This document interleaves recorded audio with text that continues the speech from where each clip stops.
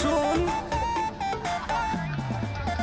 हम सही लोगन के न खास भइनी छोरी ढेर बदमाशन के बस कइनी तो बड़ी निमन विचार तोहार लागला।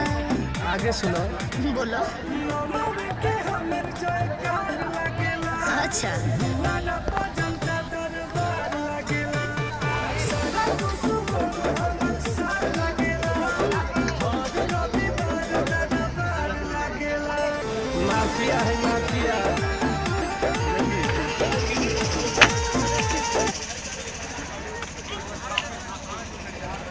लोग जैसे दिखा देंगे।